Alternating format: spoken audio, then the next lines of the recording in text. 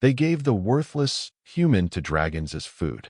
Before we dive into this story, drop a quick hi in the comments and tell me where you're watching from. It really helps support the channel. The desert winds howled mercilessly across the barren wasteland as Marcus Cole stumbled forward, his wrists raw from the enchanted bindings. Behind him, the gleaming spires of the elven high city faded into the haze, taking with them his last hope of mercy. Marcus Cole had never been anything special. Born in the boundary lands where the magical races begrudgingly allowed humans to exist, he had spent most of his 28 years working whatever jobs the elves, fae, or sorcerers would allow someone without magic to perform.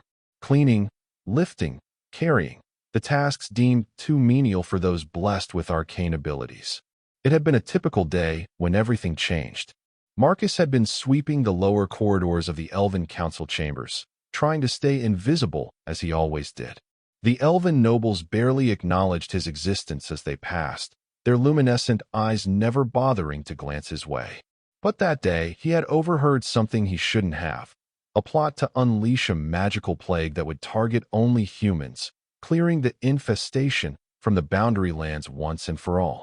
He hadn't meant to gasp audibly. He certainly hadn't planned to drop his broom with a clatter that echoed through the marble hallway. But in an instant, those luminescent eyes were upon him, widening with fury at the realization a human had overheard their genocidal plans. Now, 3 days later, Marcus trudged through the crimson sands of the Dragon Wastes, escorted by 4 elven guards who rode atop magnificent Pegasi, their silver armor gleaming under the merciless sun. The Elven High Council had been swift in their judgment, death by dragon fire, a punishment they claimed was merciful compared to what he truly deserved for his crime of eavesdropping. "Another mile, and we reached the drop point," announced Silrian, the captain of the guard, his voice musical even when delivering a death sentence. "The wind carries your scent forward, human. It should draw the beasts quickly." Marcus didn't respond. His throat was too parched from the journey without water, another mercy the elves had denied him. Instead, he focused on placing one foot in front of the other, wondering if the dragons would at least make his death swift. The dragons of the wastes were fearsome creatures, even the smallest among them larger than 3 horses combined. Unlike the intelligent dragons of legend who had supposedly possessed language and magic rivaling the elves, these were said to be bestial descendants, creatures of pure hunger and instinct who had devolved over millennia of isolation in the wastes. At least, that's what the elven scholars taught. "Here," Silrian announced, pulling his Pegasus to a halt atop a dune. Below stretched a vast bowl-like depression in the desert, the sand there darker and glass-like. The Great Scar, their preferred hunting ground. The guards dismounted gracefully, their movements fluid as water. 2 grabbed Marcus roughly by the arms and dragged him down the slope, his feet leaving long trails in the red sand. "Consider your death a contribution to the natural order," one of the guards said dispassionately. "Even worthless things can feed something greater." They forced him to his knees in the center of the Great Scar. Silrian approached, producing a small silver knife, and for a moment, Marcus thought they might grant him a quick death after all. Instead, the elf captain made a swift cut across his palm, letting crimson blood drip onto the glassy sand. "Blood calls to them," Silrian explained, his tone almost scholarly. "It will ensure they find you quickly." With that, the guards retreated up the dune, not bothering to look back at the condemned human. Marcus watched them mount their Pegasi, their forms silhouetted against the setting sun, before they took to the sky and disappeared over the horizon. Alone now, Marcus slumped forward, his forehead touching the cool, glassy surface beneath him. The enchanted bindings prevented him from wandering far, though there was nowhere to escape to in this desolation anyway. All he could do was wait for death to find him. The sun dipped lower, painting the wastes in fiery oranges and deep purples. As darkness began to fall, the temperature dropped precipitously. Marcus huddled into himself, trying to preserve what little warmth his thin tunic could provide. The elves hadn't even allowed him the dignity of proper clothes for his execution. It was in that growing darkness that Marcus first felt it, a trembling beneath him, a vibration that traveled up through the glassy sand into his bones. At first subtle, then growing stronger until the entire basin seemed to hum with energy. A crack appeared in the surface before him, then another, fractures spreading like a spiderweb. Marcus scrambled backward as far as his bindings would allow, watching in horror as the center of the great scar began to collapse inward. With a sound like thunder, the glass-like surface gave way completely, revealing a yawning darkness below. Hot air rushed upward from the opening, carrying the scent of sulfur and something else, something ancient and primal that made the hair on the back of his neck stand on end. From that darkness emerged a massive scaled head, larger than any creature Marcus had ever seen. Its eyes opened, twin orbs of molten gold that fixed upon him with unmistakable intelligence. This was no mindless beast. The stories were wrong. Human, the dragon rumbled, its voice like stones grinding together, yet perfectly comprehensible. Why have you called us with your blood? Marcus stared, too shocked to respond. The dragon's head was followed by a neck as thick as an ancient oak, scales shifting from crimson to obsidian as it rose higher from the depths. Behind this first creature, more movement stirred in the darkness, more dragons, watching from the shadows. I didn't call you. Marcus finally managed, his voice a hoarse whisper. The elves, they brought me here as sacrifice, as food. A sound like mountains crumbling emanated from the great dragon. Laughter, Marcus realized with astonishment. Food, the dragon repeated, amusement evident in its rumbling voice. Is that what they think we do with humans? How little they remember. The massive creature pulled itself further from the chasm, revealing clawed limbs that dug into the sand as it hauled its enormous body upward. In the fading light, Marcus could see intricate patterns of what looked like glowing runes etched into its scales. Magic, but unlike any he had ever glimpsed in the elven city. What is your name, small one? The dragon asked, lowering its massive head until one golden eye was level with Marcus. Marcus Cole, he answered, finding unexpected steadiness in his voice despite his fear. Marcus Cole, the dragon repeated, as though tasting the name. I am Azurath, elder of the Drakari. And you, Marcus Cole, are the first human to stand before us in 7 centuries. The dragon's massive eye studied him with disconcerting intensity. Marcus felt as though his very soul was being examined, measured, and weighed. Your bindings, Azurath observed. Elven magic. Crude, but effective. The dragon extended one enormous talon toward Marcus, who instinctively flinched away. Be still, commanded Azurath. The dragon's claw, each scale upon it detailed with those same glowing runes, delicately touched the bindings around Marcus's wrists. The enchanted rope suddenly felt hot, then crumbled away to ash. Free for the first time in days, Marcus rubbed his raw wrists, staring up at the enormous creature in confusion. Why help me? Aren't you going to eat me? That mountain rumble laughter came again. Humans always assume they are food. No, Marcus Cole, you are something far more valuable. Before Marcus could ask what the dragon meant, Azurath turned his massive head toward the chasm. Rise, Drakari. The waiting is ended. A human has come. From the depths below, dragons began to emerge, dozens of them, in all sizes and colors. Emerald green, sapphire blue, burnished gold, and silver like polished steel. Each bore those same runic patterns upon their scales, glowing with inner light. They circled the air above the great scar or perched upon the rim, all eyes fixed upon Marcus with what he could only interpret as fascination. Come, Azurath said, lowering his head to the ground. Night falls in the wastes, and with it come dangers even we avoid. We return to the depths. Marcus stared at the dragon's massive head, not comprehending what was expected of him. Climb onto my neck, human, unless you prefer to remain in the cold darkness above. With trembling legs, Marcus approached the dragon, placing a hesitant hand upon the warm scales. To his surprise, they were smooth as polished stone and radiated a pleasant heat. With awkward movements, he managed to climb atop Azurath's neck, finding a natural seat just behind the great creature's head where the scales formed a saddle-like depression. Hold fast, Azurath warned, and Marcus barely had time to grasp the larger scales before him before the dragon plunged back into the chasm. The descent was dizzying.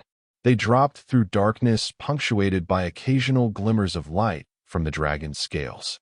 The air grew warmer, thicker with the scent of sulfur and strange spices Marcus couldn't identify.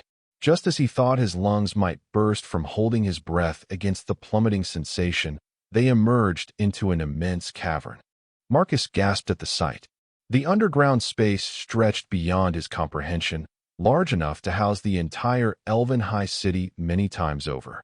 Massive crystal formations jutted from the walls and ceiling, glowing with inner light that illuminated the cavern in a rainbow of colors. Pools of what appeared to be liquid fire dotted the landscape, providing additional light and heat. Elaborate structures had been carved directly into the stone walls, an entire civilization hidden beneath the desolate wastes. Azurath landed on a vast platform of polished obsidian at the center of the cavern, lowering his head to allow Marcus to dismount. The human slid off awkwardly, his legs nearly buckling as they touched solid ground. All around, dragons were landing on similar platforms or perches carved into the cavern walls, their attention still fixed upon him. "Welcome to Dracarithal, the last city of the true dragons," Azurath announced. "No human has walked these halls since the great sundering 7 centuries ago." Marcus turned in a slow circle, taking in the magnificent underground realm. "I don't understand," he admitted. "The elves say your kind are just beasts now, that you lost your magic and intelligence ages ago." A chorus of growls and hisses erupted from the assembled dragons. Azurath silenced them with a flick of his tail. "The elves have always excelled at rewriting history to suit their purposes," the great dragon said. "Once, dragons and humans were allies against elven tyranny. When they could not defeat our alliance through force, they resorted to treachery and dark magic." Azurath moved toward one of the crystal formations, touching it with a talon. The crystal's glow intensified, and within it, images began to form, moving pictures of a past age. Marcus saw humans and dragons fighting side by side against elven armies, humans riding upon dragon backs wielding weapons that shone with power. "The dragon riders of old," Azurath explained. "Humans who bonded with our kind, sharing magic and strength. The elves feared this bond above all else, for while they were born with magic, humans could only channel it, except through their connection with us. A human bonded with a dragon could wield power to rival the greatest elven sorcerers." The images in the crystal shifted, showing a magnificent city where humans and dragons lived together. Then came darkness, elven spellcasters performing some terrible ritual, and a wave of destructive magic sweeping across the land. "The sundering spell," Azurath continued, his voice heavy with ancient grief. "It severed the bond between dragon and human across the world. Without humans to balance our magic, we were forced to retreat beneath the earth, while your kind, cut off from our power, became easy prey for elven dominion." Marcus watched the final images fade from the crystal, dragons disappearing into the earth, humans being rounded up by elven soldiers. "But why am I here?" he asked, turning back to Azurath. "What do you want from me?" The great dragon lowered his massive head until his eye was once again level with Marcus.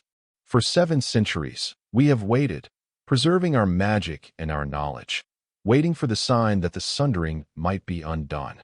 Tonight, your blood called to us, Marcus Cole, not because we hunger for human flesh, but because your blood carries something the elves thought extinct, the potential for the bond." A smaller dragon, scales the color of amethyst, approached and spoke in a voice like wind through chimes. "We have tested the blood of every human the elves have sent to the wastes over the centuries. None carried the spark. Until you." Marcus shook his head in disbelief. "There must be some mistake. I'm nobody, just a human janitor. I've never shown any magical ability." "That is precisely why the spark survived in you," Azurath rumbled.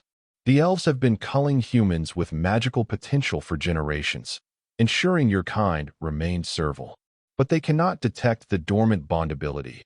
It activates only in the presence of dragons." As if to demonstrate, Azurath touched his snout to Marcus's forehead. A shock ran through the human's body, like lightning but painless, spreading warmth to his fingertips. When Marcus looked down at his hands, faint lines of golden light, similar to the runes on the dragon's scales, were appearing on his skin, then fading slowly. "What was that?" he gasped. "The first stirring of the bond," Azarath explained. "But it is merely a shadow of what could be. The true bond requires ritual and consent from both human and dragon." Marcus took a step back, overwhelmed. "And if I refuse?" The assembled dragons shifted restlessly, but Azarath remained calm. "Then you would be free to leave, though I doubt the surface world holds much welcome for you now. But before you decide, there is more you should know." The great dragon gestured with his tail, and a path opened among the gathered dragons. At the far end of the obsidian platform stood an elaborate structure, a throne carved from a massive crystal, flanked by stone statues of dragons and humans standing together. "That is the throne of the Drakari Thal," Azarath explained. "Empty since the last human king fell during the Sundering. Our laws, as ancient as our race, are clear. Only one who carries both human blood and dragon magic may rule the Drakari. Without such a ruler, we have existed in stasis, unable to venture forth, unable to reclaim our place in the world." Marcus stared at the crystal throne, understanding slowly dawning. "You want me to rule you? That's insane. I know nothing about dragons or magic or ruling anything." "Knowledge can be taught," said the amethyst dragon. "What cannot be created is the spark you carry. You alone, of all humans we have encountered in 7 centuries, have the potential to renew the bond." Azarath's golden eyes seemed to look through Marcus into his very soul. "The choice is yours, Marcus Cole. But know this: if you accept, you will never again be considered worthless by any creature that walks, flies, or crawls upon this world." Marcus looked around at the assembled dragons, their ancient eyes filled with something he had never seen directed at a human before: hope. All his life, he had been nothing, no one, just another human to be tolerated and exploited by the magical races who controlled the world. Now, standing before creatures of legend who offered him not just power but purpose, Marcus felt something awaken inside him, something that had lain dormant through years of submission and servitude. Pride, dignity, possibility. "What must I do?" he asked, his voice steady and resolute. A ripple of excitement passed through the gathered dragons. Azarath's massive head inclined in what might have been a smile. "First," the great dragon said, "you must learn what it truly means to be Drakari." In the days that followed, Marcus discovered that dragons possessed knowledge far beyond anything the elves had ever shared with humans. While elven magic focused on control and dominance, dragon magic, or Drakari, as they called both their people and their power, centered on transformation and harmony. Marcus was given quarters in what had once been the human district of the underground city, comfortable chambers carved into the living stone, preserved for centuries in anticipation of humans returning. The walls were adorned with murals depicting the alliance between dragons and humans, battles won, and cities built together. His education began immediately. Each day, different dragons would share their knowledge with him.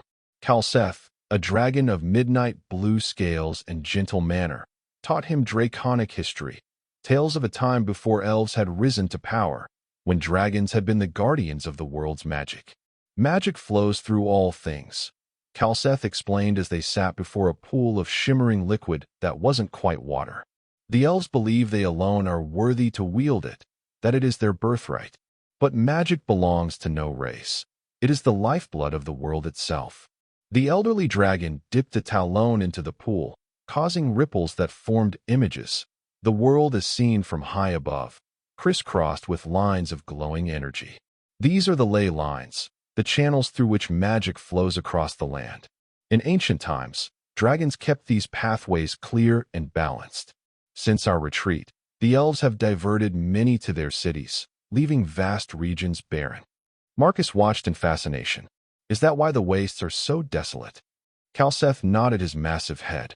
The elves redirected the ley lines away from these lands to weaken the dragons who remained on the surface, forcing them to become the bestial creatures of which you spoke.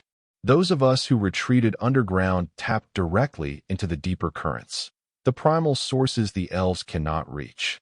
From Voridus, a dragon of emerald scales, Marcus learned about the flora and fauna of the dragon realms. Plants that could heal any wound, creatures that had evolved in the presence of draconic magic. Terrathrax, a dragon whose scales shifted like molten bronze, taught him the rudiments of draconic language, both the spoken tongue with its complex tones and harmonics, and the written form comprised of the same runic symbols Marcus had seen glowing upon the dragon's scales. But it was Azurath himself who undertook the most important aspect of Marcus's education, preparation for the bond. The bond is not servitude, Azurath explained as they stood in a chamber deep within the caverns, where a natural spring of glowing blue water bubbled up from the stone. It is a sharing of essence, dragon and human becoming greater than the sum of their parts. The great dragon dipped his talon into the spring, then touched it to Marcus's forehead. The water was cool against his skin, but quickly warmed, spreading that now familiar tingling sensation throughout his body. Each day, we strengthen your ability to channel draconic magic, Azurath continued. The elves would have you believe humans have no magical capacity of their own, but they lie. Humans are vessels of potential, adaptable in ways our kind, and the elves are not. Marcus had noticed the changes in himself. The golden lines that had briefly appeared on his skin now manifested more frequently and remained longer. His senses had sharpened. He could see in the dim light of the caverns, detect scents and sounds previously beyond human perception. Most remarkably, he had begun to feel the presence of the dragons around him, not just seeing them, but sensing their unique magical signatures, like different notes in a complex harmony. But questions still plagued him. Why me? He asked Azurath one evening, as they stood on a high balcony overlooking the vast underground city. Of all the humans in the world, why was I the one with this spark? Azurath was silent for a long moment, his golden eyes contemplative. The ability to bond is not entirely random, Marcus Cole. It passes through bloodlines, though it may lay dormant for generations. The dragon turned his massive head to regard Marcus more directly. Tell me of your family. What do you know of your ancestors? Marcus shrugged. Not much. My parents died when I was young, a fever that swept through the human quarter. I was raised in the communal home for orphans. I know my father was a laborer like me, and his father before him. And before that, I don't know. Humans aren't encouraged to keep records of their histories. The elves say it only leads to discontent. Azurath made a sound that might have been a snort. Of course they would say that. Memory is power, Marcus. To forget is to surrender. The great dragon touched a talon to the stone of the balcony, and a compartment opened, revealing a small wooden box. With surprising delicacy for a creature so large, Azurath lifted the box and presented it to Marcus. Open it, he encouraged. Marcus took the box, feeling its ancient wood smooth beneath his fingers.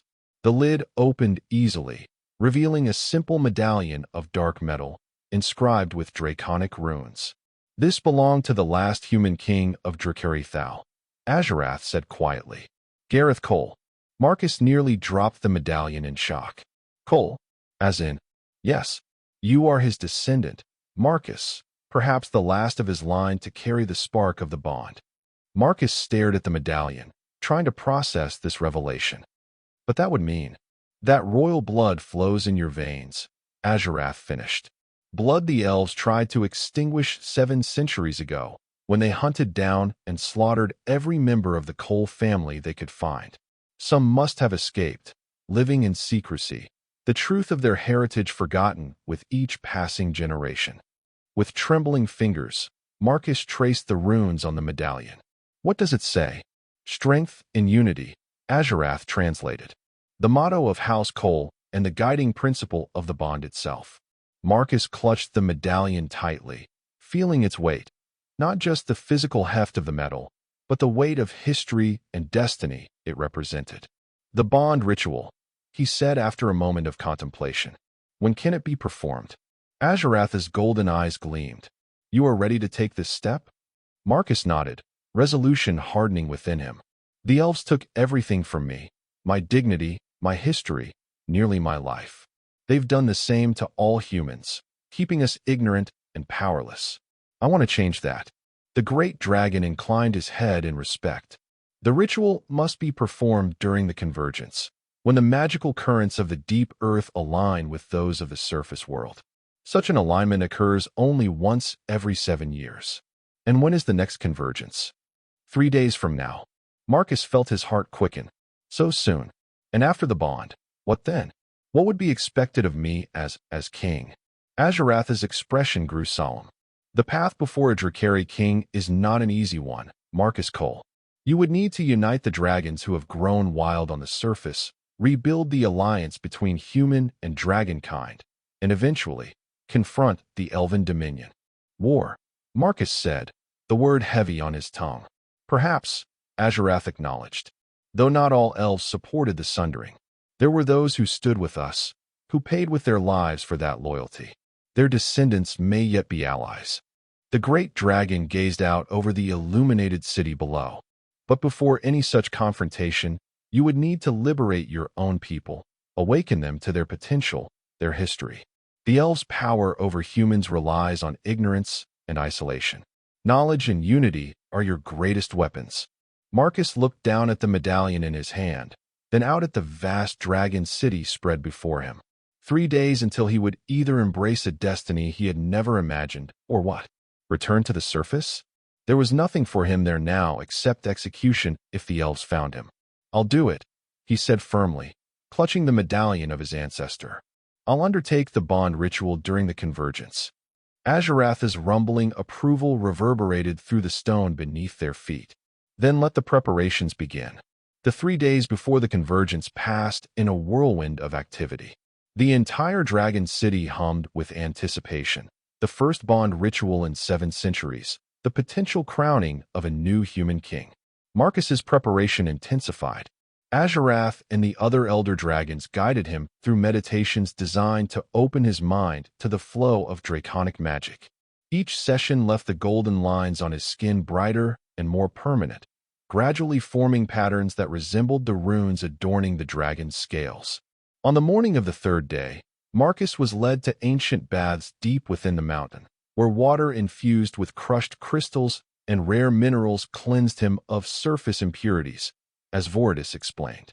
The bond requires purity of body and intent, the green dragon said as attended dragons, smaller than the warriors but no less intelligent, prepared special unguents and oils with which to anoint Marcus's skin. Any residual elven magics or contamination could interfere with the ritual.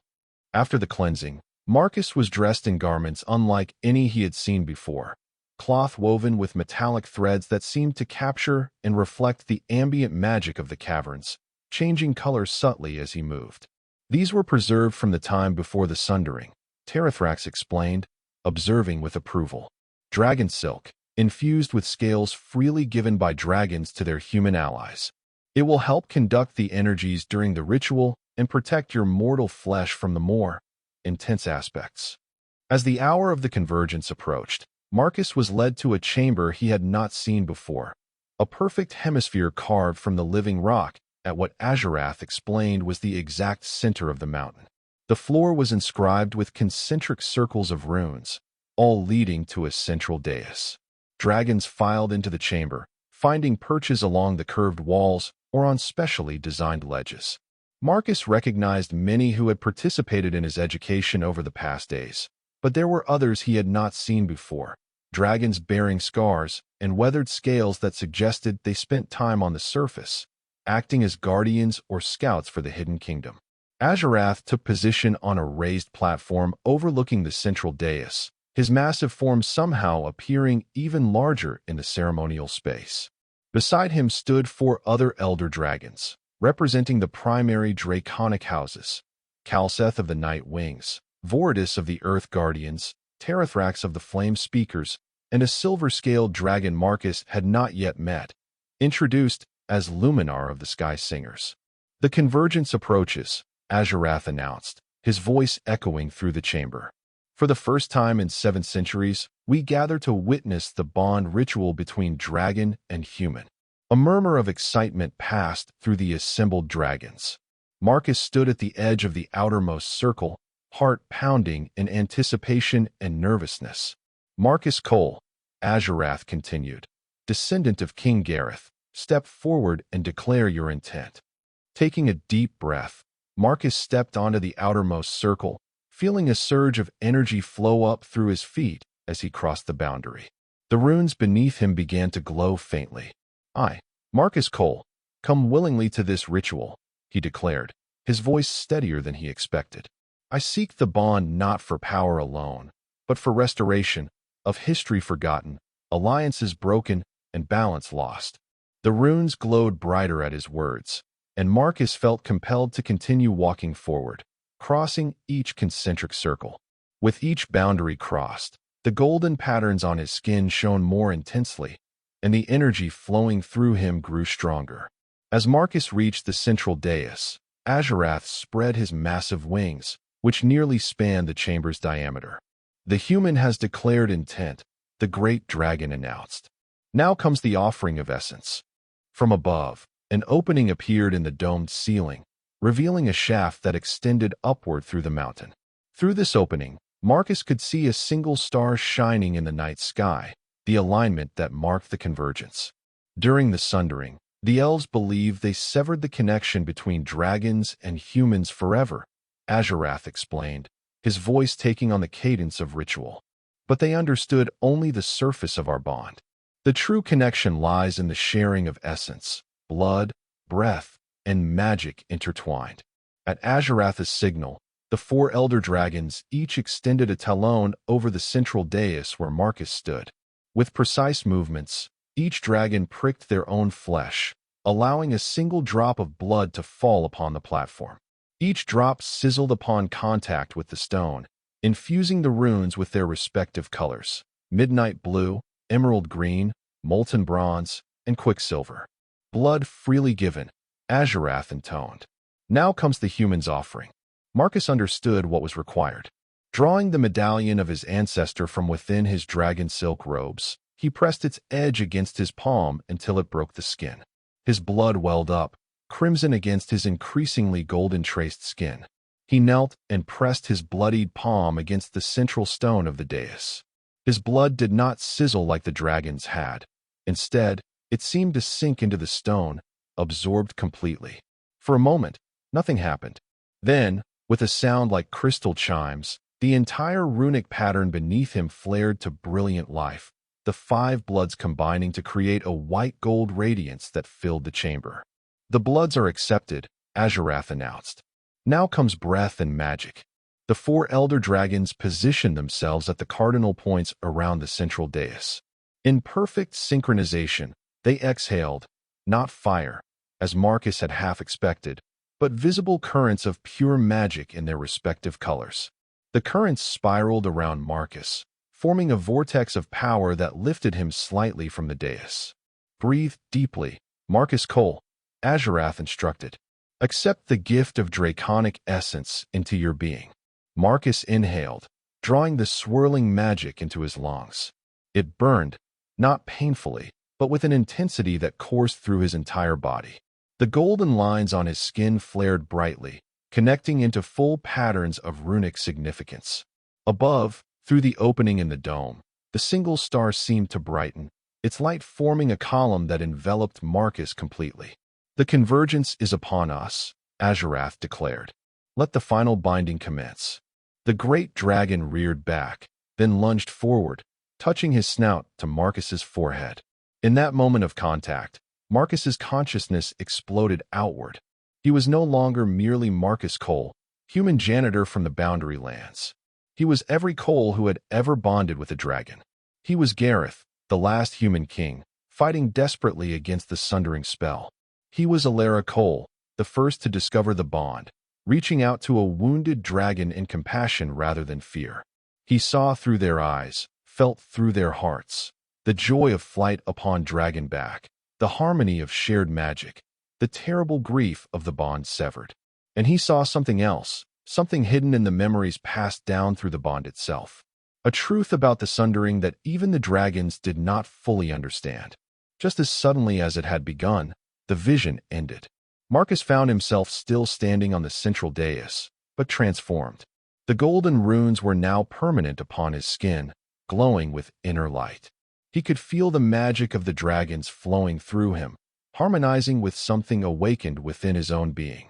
Most remarkably, he could sense Azurath in his mind, not controlling or dominating, but present, like a companion standing just behind his shoulder.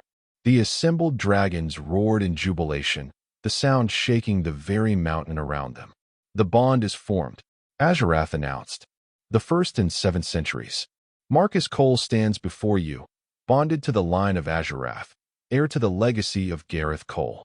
The elder dragon lowered his massive head in a bow, and to Marcus's astonishment, every dragon in the chamber followed suit. "Behold the human king of Drakari Thal," Azarath proclaimed. "May his reign restore what was broken." In that moment, overwhelmed by sensation and revelation, Marcus realized that his life had irrevocably changed. He was no longer the worthless human the elves had discarded. He was bonded, royal by blood and magic, and he carried knowledge that could change the fate of both humans and dragons. The coronation ceremony followed the bond ritual immediately, while the convergence energies still flowed through the mountain.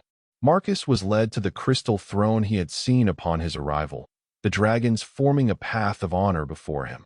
Azarath himself placed the crown upon Marcus's head, not a crown of metal, but one formed of living crystal that adjusted to fit him perfectly, the runes upon it harmonizing with those now permanently etched into his skin.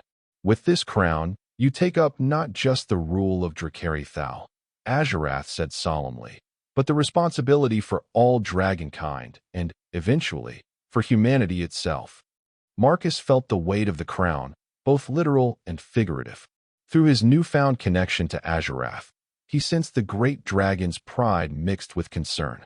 "You saw something during the bond," Azarath observed once the formal ceremony had concluded and the other dragons had departed to begin celebrations throughout the city.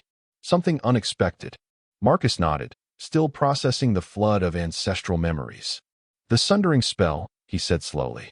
"It wasn't what we thought." Azarath's golden eyes narrowed. "Explain." "The elves didn't create it to destroy the bond between humans and dragons," Marcus revealed. "They adapted it from something much older, a spell originally created by dragons." The great dragon reared back in shock. "Impossible. No dragon would create such a thing." "Not to sever the bond," Marcus clarified, "but to protect it." During the first wars between dragons and elves, long before humans were involved, the elder dragons of that time created a spell to shield their magical essence if they were ever captured or killed. Marcus closed his eyes, accessing the memories that were not his own yet now resided within him. The spell was meant to ensure that if a dragon died, their magic would return to the nearest ley line rather than being harvested by elven sorcerers. The elves discovered this spell, studied it for centuries, and eventually found a way to reverse its purpose, to sever living connections rather than preserve dying ones. Azarath was silent for a long moment, processing this revelation. "If what you say is true, then the key to undoing the sundering lies in the original dragon spell," Marcus finished. "Not in fighting the elven magic directly, but in reactivating the protective aspects of the original working." The great dragon's eyes gleamed with renewed hope. "And this knowledge came through the bond itself? Preserved in the bloodline of the Coles?" Marcus nodded. "Gareth discovered it just before the end, too late to use it. He imprinted the knowledge into the bond, hoping that someday someone would access it." Azarath lowered his massive head until his eye was level with Marcus. "Then our path forward is clear. We must recover the original spell from the ancient dragon archives, understand how the elves corrupted it, and create a counterworking." "But there's more," Marcus said, his expression grave. "The sundering did more than separate dragons and humans. It disrupted the natural flow of magic throughout the world. The droughts, blights, and magical disturbances the elves blame on human expansion, they're all symptoms of the imbalance caused by the sundering." "How long?" Azarath asked, immediately grasping the implications. "According to what I saw, perhaps another decade before the disruption becomes irreversible. The ley lines are like rivers. When dammed or diverted too long, they eventually find new paths. Once that happens, the original network will be lost forever." The great dragon's expression hardened with determination. "Then we have no time to waste. The coronation celebrations will continue through the night, but tomorrow we begin our true work." Marcus nodded, feeling the weight of the crown and his new responsibilities. There's one more thing, Azurath. When the elves brought me here, they mentioned a plan, a magical plague designed to target only humans. I think they know the disruption is worsening, and they're preparing to eliminate what they see as unnecessary consumers of the remaining magic. Azurath's growl rumbled through the chamber. Then our first task must be to warn your people, to begin awakening them to both the danger and their potential. Marcus thought of the human settlements in the boundary lands, people living in ignorance of their heritage, their potential, their very history. How do we reach them, he asked. The elves control all travel, all communication. The great dragon's mouth curved in what might have been a smile. We have waited 7 centuries for a human king to return, Marcus Cole. Did you think we spent that time idle? The dragons who range the surface world have been watching, mapping, preparing. We have allies you have not yet met. Not just dragons, but members of other races who remember the truth of the old alliance. Hope kindled in Marcus's chest. Then we have a chance. More than a chance, Azurath assured him. We have certainty. The balance demands restoration. Magic itself will aid our cause, once we begin to heal the rifts. As if in response to the dragon's words, the crown upon Marcus's head pulsed with light, and he felt a surge of power flow through the runes on his skin. Rest tonight, King of Drakari Thal, Azurath said, inclining his great head in respect. Tomorrow, we begin to change the world. The celebrations throughout Drakari Thal continued well into the night. Dragons of all colors and sizes performed aerial displays in the vast central cavern, streams of elemental magic creating spectacles of light and sound unlike anything Marcus had ever witnessed. The few surface dragons who had been brought into the secret of the underground kingdom arrived through hidden entrances, eager to witness the return of a human king. As guest of honor, Marcus was expected to observe from the royal viewing platform, a balcony extending from what he now understood was the palace complex, carved into the cavern's eastern wall. From this vantage point, he could see the entire underground city spread before him, its crystal illumination creating a landscape as bright as day despite being buried beneath the mountain. Beside him stood Azurath, with the 4 elder dragons positioned nearby. Throughout the evening, various dragons approached to pay their respects to their new king, some with formal bows, others with curious sniffs or gentle nudges of their snouts. Marcus greeted each one, finding that the bond had granted him not just access to draconic magic, but an intuitive understanding of draconic customs and etiquette. You adapt quickly, observed Luminar, the silver-scaled elder whom Marcus had only met during the ritual. Her voice was melodious, with harmonics that seemed to shimmer in the air, a trait your ancestor Gareth was also known for. The memories help, Marcus admitted, touching his temple. Though they're not always clear, more impressions and knowledge than detailed recollections. That is the nature of ancestral memory through the bond, Luminar explained. Direct experiences fade, but the lessons learned endure. As the formal displays concluded, Terrathrax approached with news. The surface scouts have returned with reports from the boundary lands, the bronze dragon announced, his voice lowered for privacy. The elves have declared you dead, consumed by the beasts of the wastes as expected. They seem to have no suspicion that you might have survived. Marcus nodded thoughtfully. That gives us an advantage. They won't be looking for me. There is more, Terrathrax continued.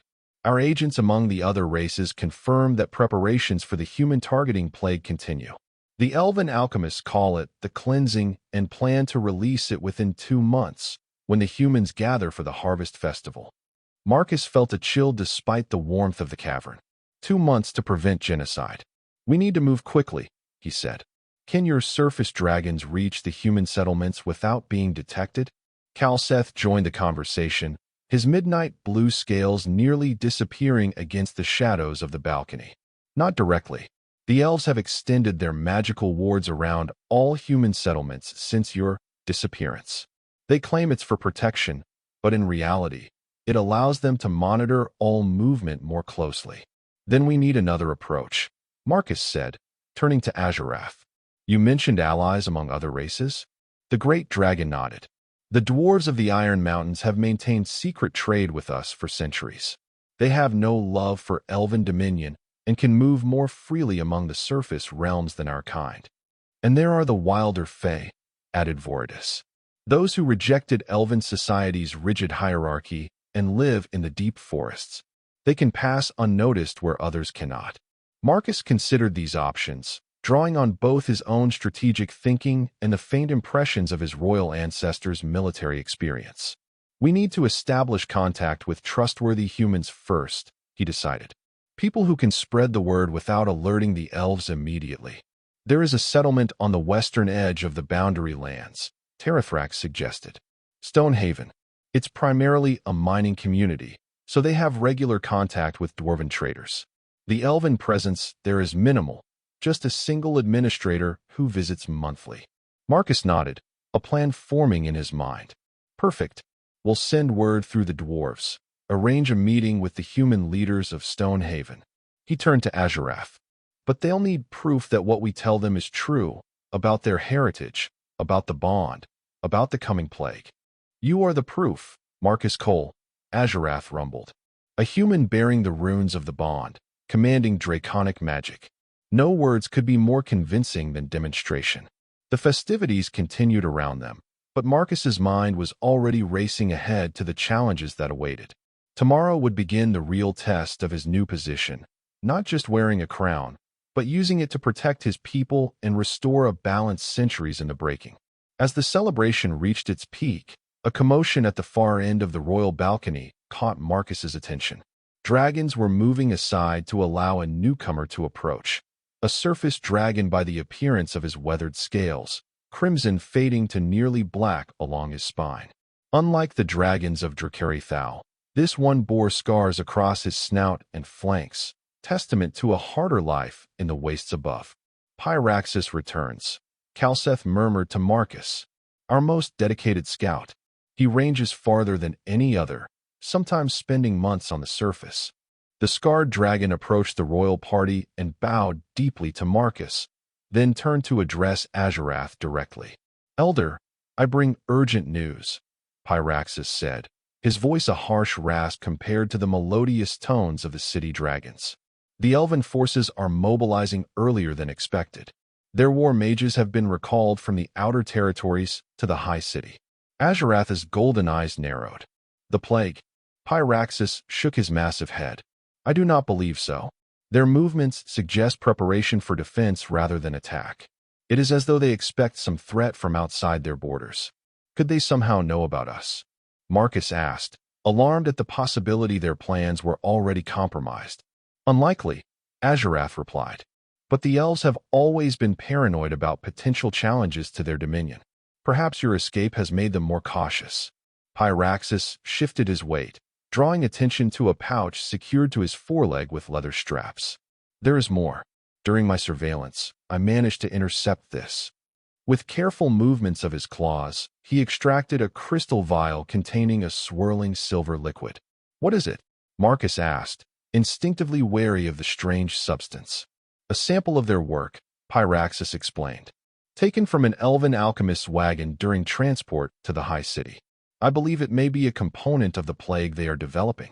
Voridus stepped forward, her emerald eyes fixed on the vial. I should examine this immediately. If we can identify its composition, we may be able to develop a counteragent. Azurath nodded his approval, and Voridus carefully took the vial in her talons before departing for what Marcus had learned was the alchemical laboratory deep within the mountain. This changes nothing in our immediate plans, Azurath declared, but it underscores the urgency of our mission. Pyraxis, you have done well. Rest and recover your strength. We may need your knowledge of current elven patrols soon. The scarred dragon bowed again to both Azurath and Marcus before withdrawing from the royal balcony. As the night drew on, Marcus found himself growing weary despite the excitement and tension. The bond ritual had taken more from him than he had initially realized, the magical energies reshaping his very being in subtle ways that demanded recovery. Azurath, sensing his fatigue through their connection, dismissed the court with a respectful announcement that the new king required rest before beginning his duties. Marcus was escorted to the royal chambers, spaces untouched for centuries, yet maintained in perfect readiness for the return of a human king. As he settled into a bed carved from crystal and lined with what he now recognized as dragon silk, Marcus found his mind still racing despite his body's exhaustion. "It's overwhelming," he admitted aloud, knowing Azurath could sense his thoughts even from a distance. The great dragon's voice resonated gently in his mind. "Rest, Marcus Cole. The bond is new, and your body and spirit must adjust. Tomorrow will bring challenges enough." Marcus closed his eyes, feeling the runes on his skin pulse gently with draconic magic. As he drifted toward sleep, fragments of ancestral memory flitted through his consciousness. Gareth Cole standing before an army of humans and dragons combined. Alara Cole touching her forehead to that of a silver dragon in the first bond ritual. And something else, something just beyond his grasp, a memory or knowledge vital to understanding the sundering and its reversal. But exhaustion claimed him before he could focus on it, pulling him into dreams filled with flight and fire and freedom. Morning in Dracarithal was an artificial dawn, created by a gradual brightening of the massive crystals that illuminated the cavern city. Marcus awoke to find attendant dragons, smaller than the warriors but elegant and efficient, waiting with fresh garments and a breakfast of fruits and bread that he recognized from the surface world. "The dwarven traders brought these yesterday," explained one attendant, seeing his surprise. "In anticipation of your needs." The thought was touching, that even before his arrival, the dragons had considered human requirements in their preparations. After breaking his fast, Marcus was led to a chamber he had not yet seen, a war room, essentially, with a massive three-dimensional map of the known world projected through draconic magic above a circular table. Azurath awaited him there, along with the 4 elder dragons and several military commanders identifiable by the distinctive armor they wore over their scales. "We have made progress while you rested," Azurath announced as Marcus entered. "Voridus has begun analyzing the substance Pyraxis recovered, and our contacts with the dwarves have been established. They are prepared to carry messages to Stonehaven at your command." Marcus approached the magical map, studying the detailed representation of lands he had only heard described in Elven-approved histories. The boundary lands where humans were permitted to live formed a narrow band between the Elven territories and the supposedly empty wastes. Beyond that were regions labeled in draconic script that Marcus could now partially decipher: the Iron Mountains of the dwarves, the deep forests of the wild fae, and further still, lands completely unknown to him. "What message do we send?" Marcus asked, focusing on the immediate task. "These people have no reason to trust stories of dragons and ancient bonds." Kalseth stepped forward, indicating a small settlement on the western edge of the boundary lands. "Stonehaven has a tradition older than most human settlements," the Midnight Blue Dragon explained. "Each year at midwinter, they leave offerings at the base of Dragon's Tooth Mountain." He pointed to a sharp peak rising just beyond the settlement's boundaries. "They believe it brings protection from harsh weather," Kalseth continued, "though they have forgotten the original purpose.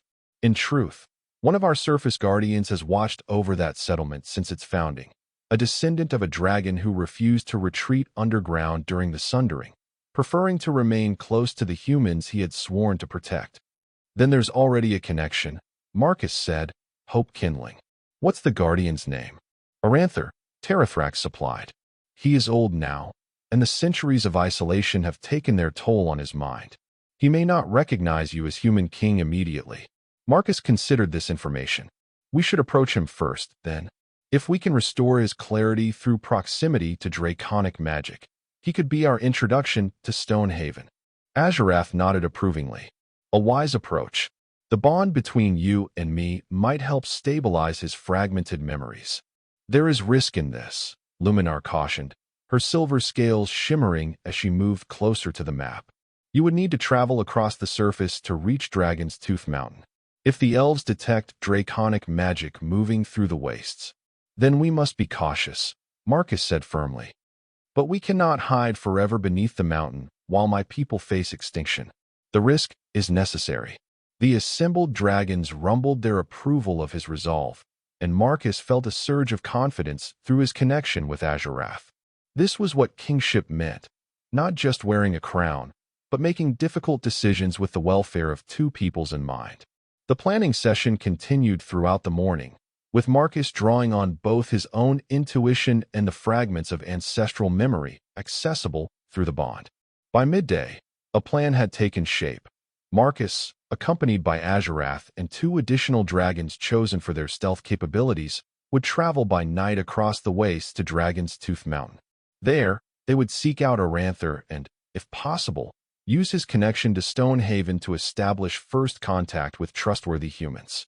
As the meeting concluded, Voridis returned with preliminary findings about the silver substance Pyraxis had recovered. It is indeed a component of the plague, she confirmed grimly, but more sophisticated than we anticipated. It appears designed not merely to kill humans, but to target the specific genetic markers that indicate potential for the bond. They're trying to ensure no human like me ever appears again, Marcus realized, a chill running down his spine despite the warmth of the cavern. Yes, Voridis agreed. But in doing so, they have unwittingly provided us with the key to creating protection. I believe I can develop a counteragent that would not only neutralize the plague, but strengthen the latent bond potential in humans exposed to it. Azurath's golden eyes gleamed. How soon? A week, perhaps less, Voridis replied. But delivery will be the greater challenge. It must be administered before exposure to the plague, and we would need to reach thousands of scattered human settlements. Marcus stared at the map, his mind racing through possibilities. The Harvest Festival, he said suddenly.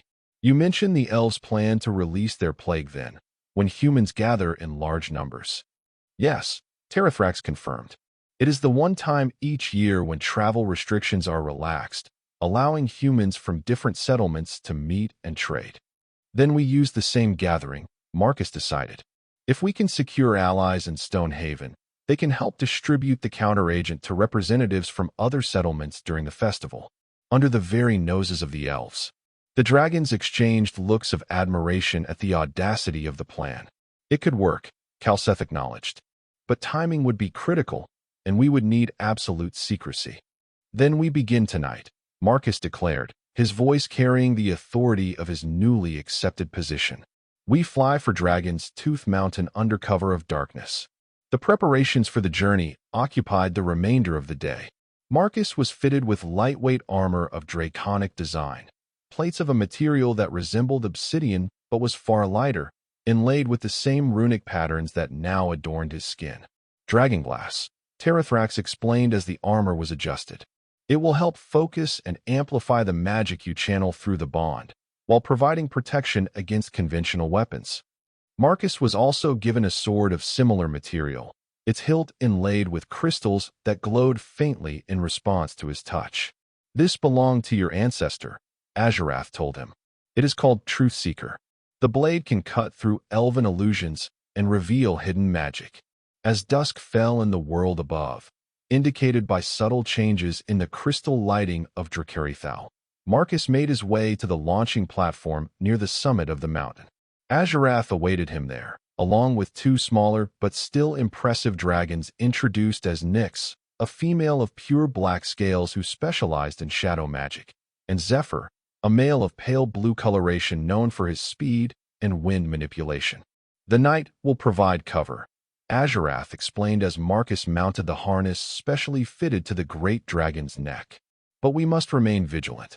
The elves have eyes everywhere, both magical and mundane. With a final check of their minimal supplies, primarily the components Voridis had provided for potentially stabilizing Aranther's mind, the small party launched into the night sky through a vertical shaft that opened onto the desolate surface of the wastes. The sensation of flight was unlike anything Marcus had experienced before. Though his ancestral memories contained echoes of similar journeys, the reality was far more exhilarating. The rush of wind, the powerful movements of Azurath's muscles beneath him, the vast starry expanse above. They flew in silence, communication limited to the mental link between Marcus and Azurath, with Nyx and Zephyr flanking them in a protective formation. Below, the crimson sands of the waste stretched to the horizon, broken occasionally by rock formations or the crystalline surfaces of dried lake beds. There, Azurath's voice resonated in Marcus's mind after several hours of flight. The border of the boundary lands. From their altitude, Marcus could see the distinct change in the landscape. The red desolation of the wastes giving way to scrubland, then patches of actual vegetation. And beyond, the faint twinkling of lights that must be human settlements. And Dragon's Tooth? He asked through their mental connection. In response, Azurath banked slightly, changing their course toward a jagged peak that rose from the landscape like an obsidian fawn against the night sky. Oranther has made his lair in caves near the summit, Azurath explained. He was once a proud guardian, but centuries of isolation have taken a heavy toll. As they approached the mountain, Nyx flew ahead, her black scales making her nearly invisible against the night sky. She returned moments later, circling once around their formation to signal the all-clear. Azurath landed on a wide ledge halfway up the mountain's eastern face, his massive claws finding purchase on the stone with practiced ease. Nyx and Zephyr took positions nearby, their senses alert for any sign of detection. The cave entrance is there, Azurath indicated with a tilt of his head toward a dark opening in the rock face. I sense Oranther's presence within, though his mind is fragmented. Marcus dismounted, feeling the cool night air of the surface world against his skin after days in the controlled environment of Dracarithal. The runes etched into his flesh glowed faintly, responding to the proximity of wild magic in the area. How should we approach him? Marcus asked, wary of startling a potentially unstable dragon. I will call to him first, Azurath replied. The voice of an elder may penetrate his confusion.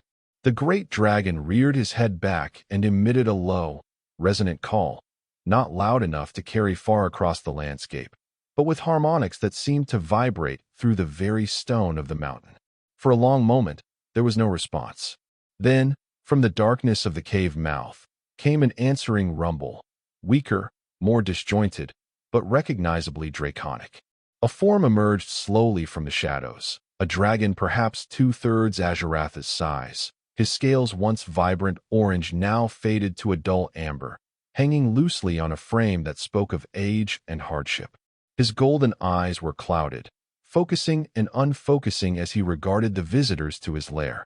Who disturbs Oranther? The elderly dragon demanded, his voice cracking. The mountain is mine. Mine to guard. As I promised. As I swore. Azurath stepped forward, lowering his head in respect. Elder Oranther, I am Azurath of Dracarithal. We come with news of great importance. Oranther's clouded eyes narrowed, his head weaving slightly as though having difficulty maintaining his balance. Dracarithal? The hidden ones. The ones who left. There was accusation in his tone. Left us alone. Left them unprotected. Not unprotected, Azurath corrected gently. You remained, faithful guardian. And now we return, with one you have awaited. Marcus stepped forward, guided by instinct and the faint memories of his ancestors. He released a measure of the draconic magic within him, allowing the runes on his skin to glow more brightly in the darkness. Oranther's reaction was immediate and dramatic. The elderly dragon reared back, eyes widening as they fixed upon Marcus with sudden clarity. Human, he gasped. But not just human. Bonded. The runes of the ancient pact. He lowered his head, bringing his face close to Marcus, nostrils flaring as he took in his scent. Impossible. The line was broken. The elves saw to that. Not broken, Marcus said firmly. Hidden. Forgotten, even by those who carried it. But now remembered. Oranther circled Marcus slowly, examining him from all angles. Yes, he murmured. Yes, I see it now. The blood of the coal line. But how? How did you find the way to the bond? The elves delivered him to us, Azurath explained with grim amusement. They cast him into the wastes as dragon fodder, unaware of what he truly was. A sound like cracking stone emerged from Oranther. Laughter, Marcus realized, though rusty from disuse. The arrogance of elves, the old guardian wheezed. Always their downfall. Always. Marcus stepped closer, reaching out tentatively to touch Oranther's weathered snout. We've brought something that might help clear your mind, restore your strength, he said, removing a crystal vial from a pouch at his belt. The mixture Vortis had prepared. Oranther eyed the vial suspiciously, then looked to Azurath, who nodded encouragement. The Earth Guardian's work, Azurath confirmed.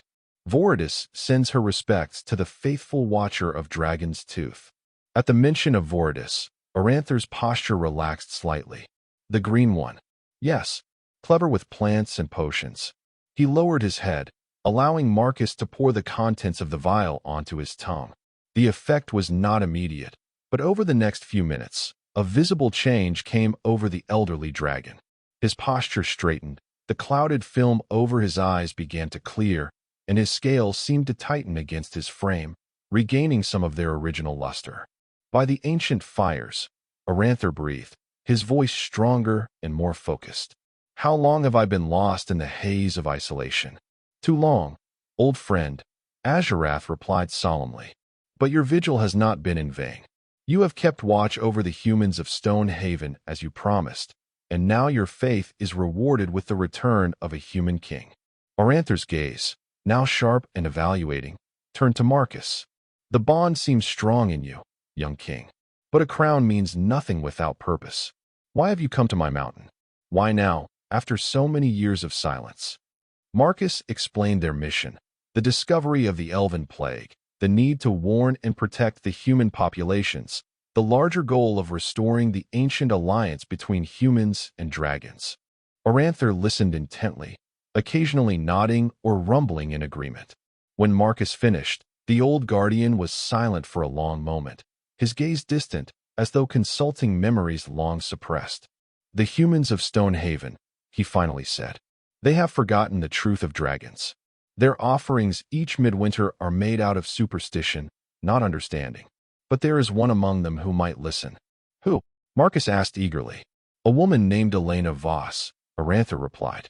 She leads their council of elders, though she is not old herself. Sharp-minded, respected by her people, and most importantly, skeptical of elven rule. Several times I have observed her arguing with the elven administrator when he makes his monthly visits. How can we approach her? Azurath asked. We must avoid drawing elven attention. Oranther's eyes gleamed with rekindled intelligence.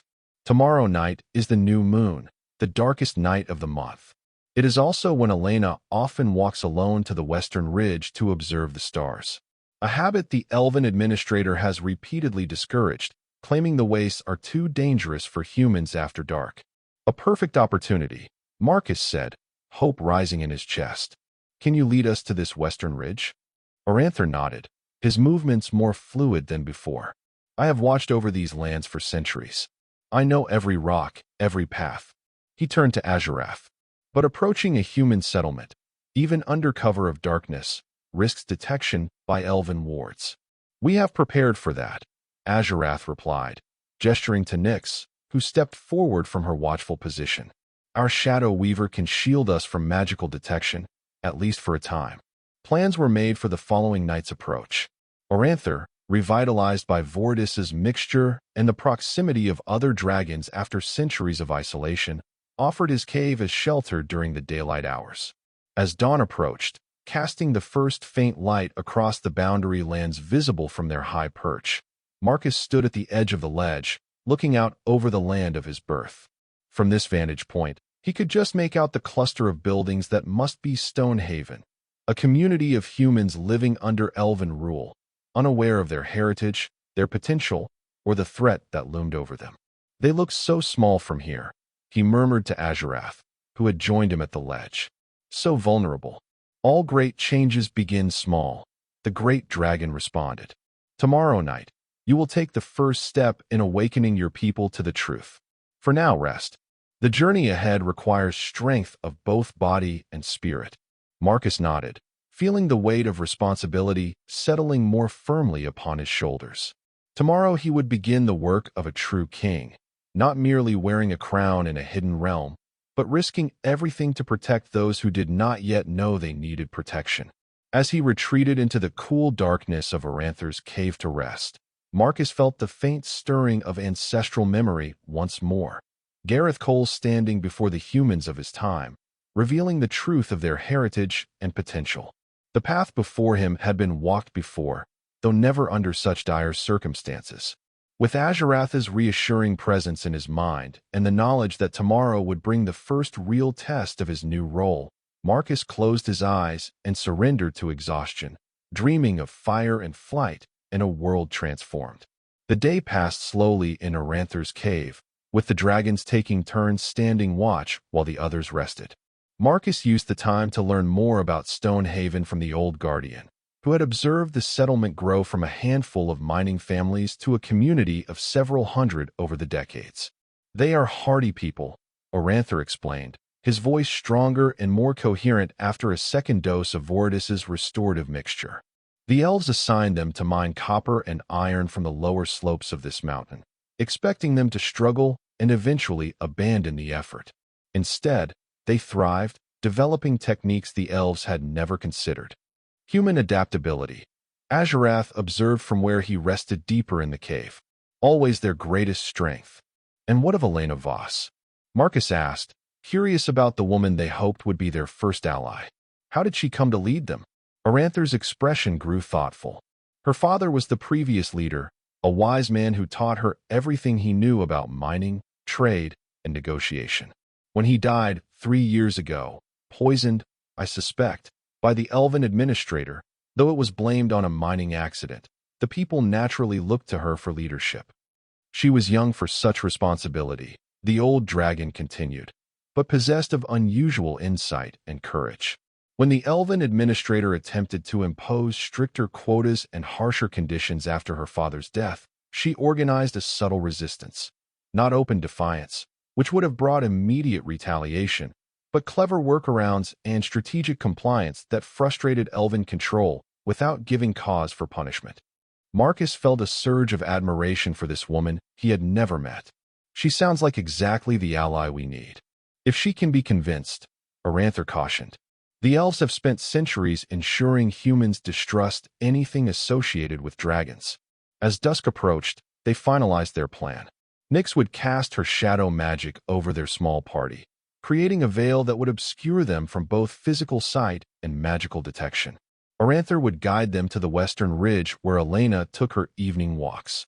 Zephyr would remain at Dragon's Tooth, ready to provide swift aerial support if needed.